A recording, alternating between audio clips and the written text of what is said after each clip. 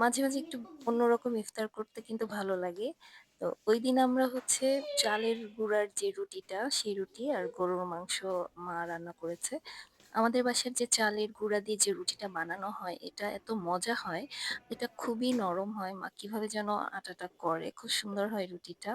আমাদের বাসায় মা সবসময় চালের গুঁড়াটা একটু অন্যরকম ভাবে করে। পোলার চাল এবং আতপ চাল ২ ধরনের চাল দিয়েই চালের গুঁড়াটা তৈরি করা হয়। আর ওইটা দিয়েই রুটি এবং সব ধরনের পিঠা বানানো হয়। ইফতারের আগে সেতারা রুটিগুলো বানিয়ে দিচ্ছে এবং মা রুটিগুলোকে ছেঁকে নিচ্ছিল। আমি এদিকে একটু ইফতারের টেবিলটা গুছাচ্ছিলাম। তো তাসফিন এদিকে আবার একটু মিষ্টি খেতে চাইলো। ওকে আমি একটু রসমালাই মিষ্টি খাওয়াবো। বিকালবেলা বাচ্চা মানুষ একটু খিদা লাগে। তো ভাবলাম ইফতারের আগে ওকে একটু নাস্তা খাওয়াই নিই। তাসফিনের জন্য সবসময় বাসায় আমার মিষ্টি কিনে রাখতে হয়, কারণ ও মিষ্টিটা খুব পছন্দ করে খেতে। আর আমার পাশে হচ্ছে রাসেল শরবত বানাচ্ছিল আর আমার সাথে দুষ্টামি করতেছিল।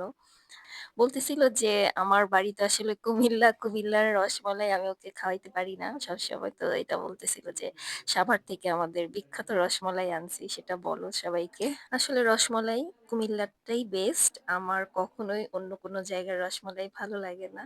কুমিল্লার রসমালাই যে একবার খাবে তার অন্য কোনো জায়গার রসমালাই ভালো লাগবে না, এটাই স্বাভাবিক। আমার গ্রামের বাড়ি, দাদুর বাড়ি, নানুর বাড়ি, আমার সব আত্মীয়স্বজন কুমিল্লাতে। কিন্তু বিয়ের পর থেকে আমার কুমিল্লায় একদমই যাওয়া হয় না। অনেক বছর হয়ে গেছে। আমার খুব ইচ্ছা করে। তো ও এটা নিয়ে আমার সাথে খুবই দুষ্টামি করে যে কুমিল্লার রসমালাই খাওয়াও না। কুমিল্লাতে বিয়ে করেছি।